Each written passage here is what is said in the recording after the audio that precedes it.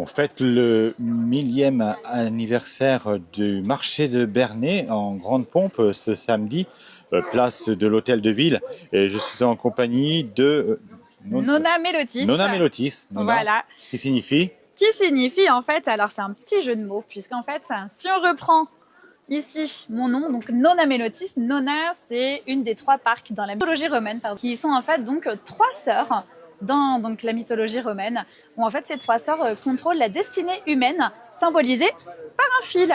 Donc Nona, la plus jeune des sœurs, file le fil de la vie, comme ici. Donc c'est pour ça que j'ai voulu choisir ce nom pour mon entreprise.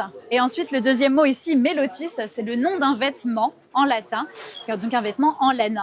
Et si on reprend le M de mélotis et qu'on lit ensuite Nona à l'envers, eh bien ça fait Manon, mon prénom. Donc à travers ma marque, il y a aussi ma propre identité. Et donc moi ici, je suis artisane lainière. Donc ça veut dire que je travaille la laine des moutons de A à Z. un peu comme à l'ancienne, il y avait déjà ce métier à l'époque. Tout à fait, Oui. effectivement.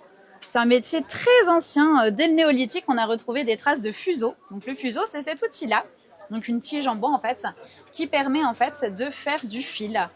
Ici, le fuseau, hop, il vient tourner comme une toupie. Et donc c'est ça qui va donc en fait tordre les fibres. Donc, tordre les fibres, on voit, elles s'enroulent en fait sur elles-mêmes. Et c'est ça qui permet de créer le fil. Alors, les qualités requises, Manon, c'est évidemment de la patience, de la dextérité. Et vous faites ça depuis combien de temps? Ça fait maintenant 5 ans que j'ai commencé à travailler donc le filage. Et ça fait 3 ans que j'ai ouvert mon entreprise ici donc pour présenter mes diverses créations en laine de mouton. Et cette laine, justement, elle est de production locale? Tout à fait. Alors moi, j'ai pas de mouton à moi, malheureusement. J'habite en appartement. Oui, c'est un peu compliqué. Un peu compliqué. Mais je travaille en fait avec des amis éleveurs, donc proches de chez moi, proches du Havre, donc en Seine-Maritime, et je récupère la laine toute fraîchement tondue des brebis. Et après, je m'occupe de toutes les étapes de transformation à la main. Donc déjà, il faut commencer par laver la laine, qui est quand même déjà pas mal sale. Une fois que la laine est lavée, je vais pouvoir Il faut la carder. Alors j'ai perdu ma deuxième carde, mais en tout cas, comme ici. Voilà, une carde, donc c'est une très grosse brosse en fait qui va permettre de brosser les fibres et de pouvoir les aligner comme ceci. Et une fois que les fibres sont bien alignées, on va pouvoir la filer pour la transformer en pelote. On pourra après donc soit tricoter, comme ici par exemple tisser, crocheter ou feutrer. On peut faire vraiment pas mal de choses avec de la laine de mouton. On peut évidemment la teindre parce qu'après on voit que ça n'a pas du tout la même couleur. Alors ici, elle n'est pas teinte la laine. Non. Ici, c'est vraiment des couleurs naturelles des brebis. On trouve des brebis blanches, des marrons, noirs, beiges, grises. Là, ici, vraiment, c'est que des couleurs naturelles. Après, effectivement, on peut la teindre, mais moi, ça, c'est un travail que je n'effectue pas C'est ici. pas de votre ressort? Non. Ça D'accord. demande encore beaucoup plus de dextérité aussi au niveau des dosages, des mélanges, tout ça. Donc, moi, je m'amuse beaucoup déjà avec les teintes naturelles. Des brebis avec lesquelles je travaille. Donc vous avez différents objets après, des objets dérivés. C'est ça, tout à fait. Donc avec la laine, on peut faire beaucoup de choses. On a comme par exemple donc ici les différents bracelets, des petits bijoux, des boucles d'oreilles. On retrouve aussi toute une collection de colliers. Encore ici, des boucles d'oreilles. Vous pouvez regarder, madame. On retrouve ici toute la collection de bonnets. Pour passer l'hiver. Ah bah là, vous passez l'hiver chaud. bien au chaud, tout à fait. Vous avez aussi les petits gants, les petites mitaines, des choses comme ça qui permettent de vous réchauffer. Ici, vous avez des balles de sèche-linge. Et oui, on peut mettre la laine au sèche-linge pour pouvoir donc aérer son cycle pendant le cycle de séchage. Et après, on peut faire aussi donc des petites choses comme des petits vides-poches. On a aussi des petites pochettes à savon, des pochettes aussi pour les lunettes, des petites décorations pour orner son mur.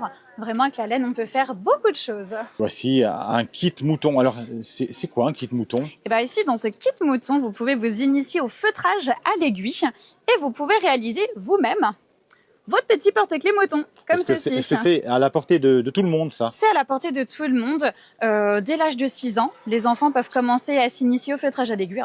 Quand même sous la surveillance d'un adulte. Oui, parce que ça peut piquer un peu. Puisque le feutrage à l'aiguille, Oui. donc c'est un feutrage qui se fait avec cette petite aiguille à barbillon. On a des petits crochets. C'est une aiguille spéciale, tout à fait. Oui, très très pointue. Oui, très pointue. Très fine. Et on a des petits crochets ici sur les côtés. Et en fait, c'est ces crochets-là, en fait, quand on va piquer la laine avec, comme ceci, en fait, ça va donc venir emmêler les écailles de la laine sur elle-même. Vous voyez la laine qui se rabougrit sur elle-même, si on peut dire. Et donc, à force de répéter cette opération, donc sur tout le tour, on va pouvoir créer une petite boule. Et c'est magique. Ça, c'est vraiment magique et ça détend. Et après, voilà, vous avez un petit peu de laine noire pour venir faire après le visage de votre petit mouton. Et c'est vraiment juste en piquant, vous voyez, que la fibre va venir hop, s'attacher comme ceci. Manon, c'est ma experte, on croirait qu'elle a fait ça toute sa vie maintenant. Alors ça prend, mais voilà, justement, avec ce petit kit, vous avez tout le matériel nécessaire et vous avez aussi, bien évidemment, la petite notice pour vous montrer comment faire le feutrage à l'aiguille. Ça permet de se détendre, moi. C'est ça, c'est une activité qui est assez sympa à faire vraiment pour se détendre.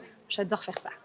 Et voilà, des choses bien sympathiques à retrouver sur ce marché. Un marché un petit peu particulier ce samedi, puisqu'il s'est délocalisé pour l'occasion.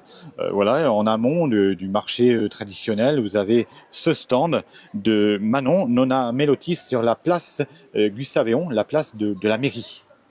Merci beaucoup Manon. Merci à vous pour ce reportage. Et bon marché. Merci.